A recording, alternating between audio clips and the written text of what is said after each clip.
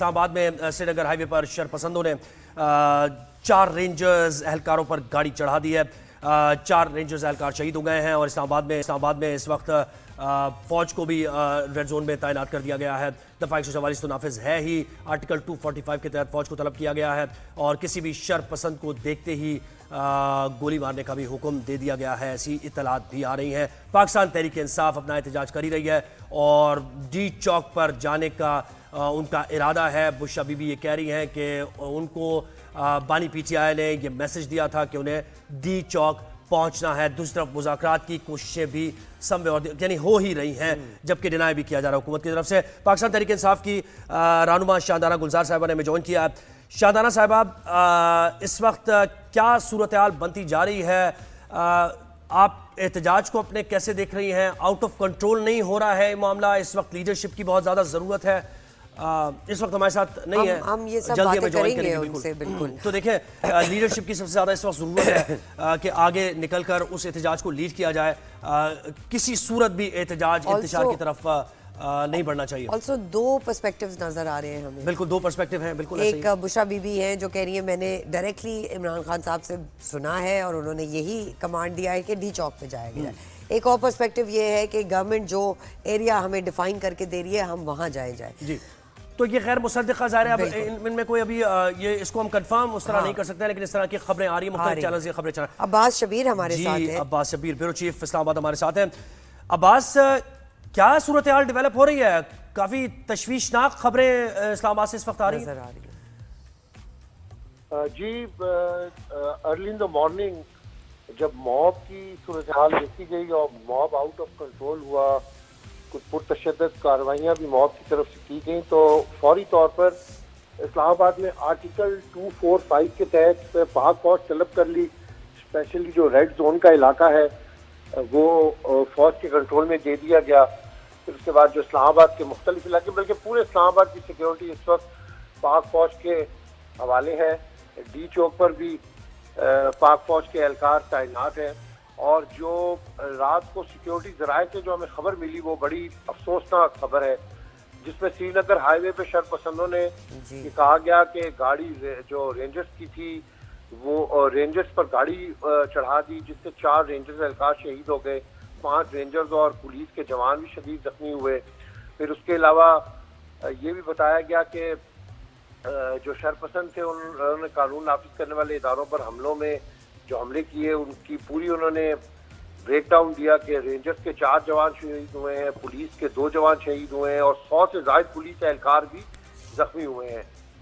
Article 245 کے تحت اس ساری صورتحال کو دیکھ کے فوج کو بلایا گیا اور یہ کلیئر میسج دے دیا گیا کہ انتشاریوں اور شرپسندوں کو موقع پر گولی مارنے کے واضح احکامات دیے گئے ہیں. انتشار پسند اور دہشت گرد عناصر کو کسی کی بھی قسم کی کوئی دہشت گردانہ کارروائی کی اجازت نہیں ملے گی اور ان اقدامات سے نمٹنے کے لیے تمام جو وسائل ہیں وہ حکومت پاکستان بروئے کار لائے گی. اور اسی ضمن میں آرٹیکل 245 کے تحت فوج کو بھی طلب کیا گیا ہے. اب جو مظاہرین ہیں وہ اس وقت بالکل اسلام آباد کے درمیان میں موجود ہیں اور ابھی فی الحال کوئی ایسی چیز نہیں دیکھنے میں نظر آ رہی لیکن گزشتہ جو رات اور ارلی مارننگ تھی بہت زیادہ شیلنگ, پتھراؤ اور یہ ساری چیزیں چلتی رہیں جس کے بعد ڈی چوک اور اطراف کے جو علاقے تھے وہاں پر فوج کی ارلی ڈپلائمنٹ ہو گئی تھی اور اس کے بعد ابھی تک کوئی ایسی اطلاع نہیں مل رہی کہ مظاہرین نے پیش قدمی کی ہو ٹوورڈز ڈی چوک. لیکن ان کی طرف سے یہ کہا جا رہا ہے کہ ہم نے ڈی چوک پر جانا ہے, اپنے مطالبات منظور کروانے ہیں. میں سمجھتا ہوں کہ اچھا عباس ایک خبر یہ بھی آئی تھی کہ بیرسٹر گوہر کی ملاقات ہوئی ہے بانی پی ٹی آئی سے اور بانی پی ٹی آئی نے کوئی میسج ریکارڈ کرایا ہے کہ کوئی ایسی جگہ پر حکومت کے ساتھ مذاکرات کر کے اس کو مختص کر دیا جائے, وہاں احتجاج کر لیتے ہیں اور حکومت بھی اس پر راضی تھی. اور بشرا بی بی نے لیکن پھر یہ کہا کہ ہمیں ڈی چوک پر ہی پہنچنا ہے. اس خبر میں کتنی صداقت ہے؟ کوئی ویڈیو پہ پیغام ریکارڈ نہیں ہوا. اس کا فوری طور پر ڈینائل جو ہے وہ پاکستان تحریک انصاف کے سیکرٹری اطلاعات وقاص اکرم کی جانب سے ایک آڈیو نوٹ کی صورت میں کہا گیا جس میں انہوں نے کہا کہ کسی صورت بھی کوئی سٹیٹمنٹ ہم نے جاری نہیں کیا, نہ ہی کوئی ویڈیو سٹیٹمنٹ ایسا बानी पीटीआई का रिकॉर्ड हुआ है। लेकिन बैरिस्टर गौहर की क़यादत में एक डेलीगेशन रात को बानी पीटीआई से इन इमरजेंसी सिचुएशन मिला है। अडियाला जेल में 1.25 घंटा 1.5 घंटा बानी पीटीआई से उनकी मुलाकात भी हुई है।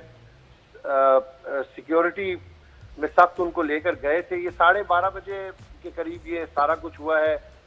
उसके बाद वज़ीर दाखिला ने मीडिया टॉक भी की है, लेकिन चूंकि वो जो काफिला केपीके से आ रहा था वो रात 2-2:30 बजे मोटरवे टूल प्लाजा क्रॉस कर चुका था। उसका कुछ हिस्सा जो है वो इस्लामाबाद में दाखिल हो गया था। 26 नंबर चुंगी पर काफ़ी इंतशार हुआ।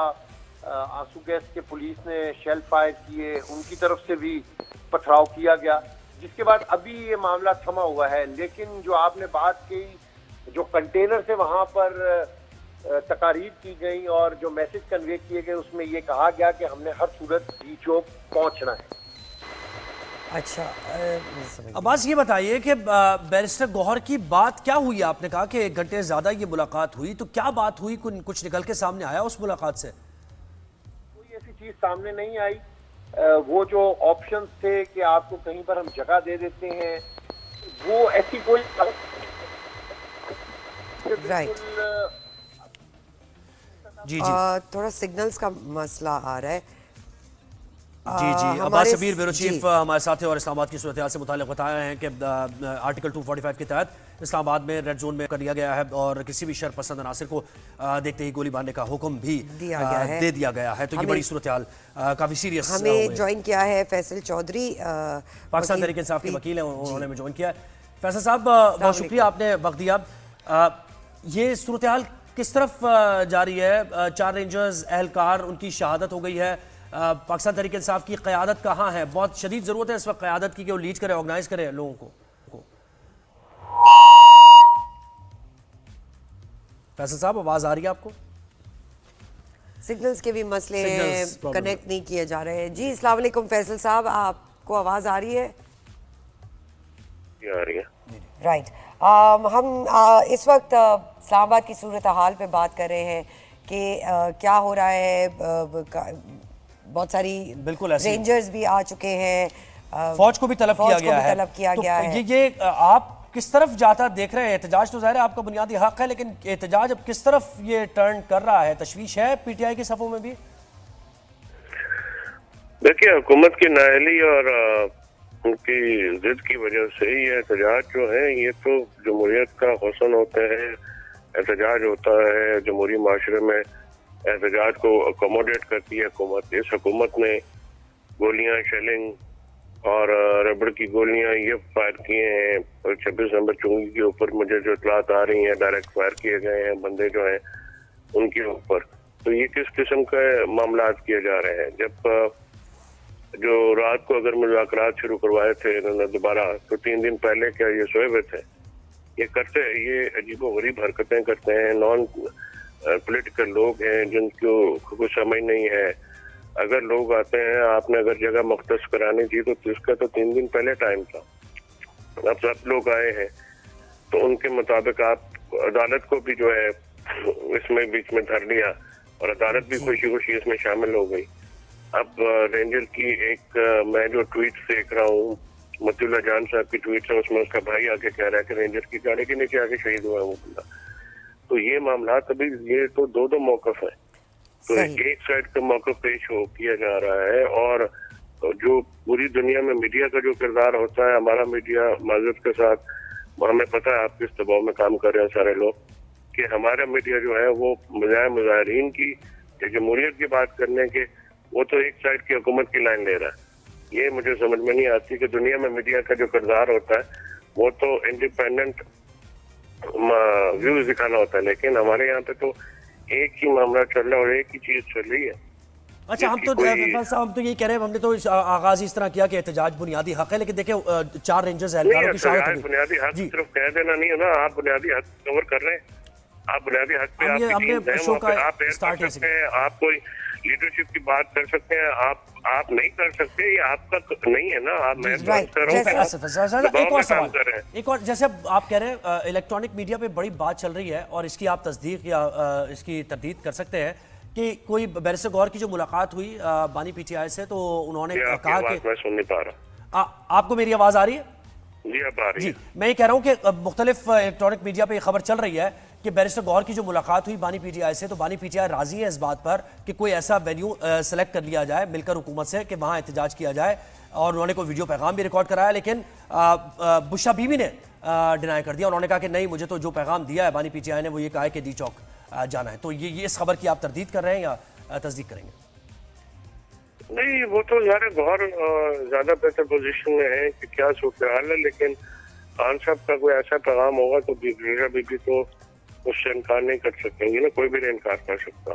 पहली बात तो ये है कि क्या ये तो सारा मफरूजा है कि ऐसा हुआ है, क्या ऐसा हुआ है, अंदर की गौर साहब का कोई स्टेटमेंट आया है या पार्टी की तरफ से कोई स्टेटमेंट आया है, ऐसा स्टेटमेंट तो नहीं चल रहा। तो ये भी उस फ्रॉड प्रोपेगेशन का एक हिस्सा है जिसमें जो सारे जो है वो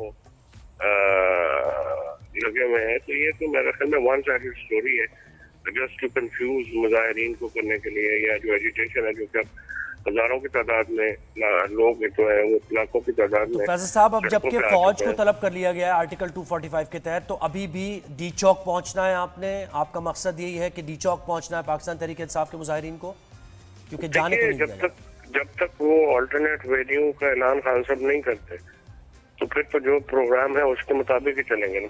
और अगर रात को मुलाकात हुई थी 12-1 बजे, तो अभी तो सुबह के 9 बज रहे हैं, तो 9 घंटों में क्या किया 8 घंटों में हुकूमत ने अभी तक पूरा पाकिस्तान को जो है वो फोर्टिफाई किया हुआ है, कंटेनर्स लगाए हुए हैं, हर जगह के ऊपर जो है फोर्सेस लगाई हुई हैं, और फोर्सेस को डायरेक्ट अपने बंदों को देख के गोली मारने का हुक्म है। इस तरह के मामला तो 77 के मार्शल लॉ में जो 89 का मार्शल लॉ था उससे पहले ये हालात कायम कर दिए गए थे जब लाहौर में सिविल मार्शल लॉ किया था, और उस वक्त भी ये मामला हुए थे।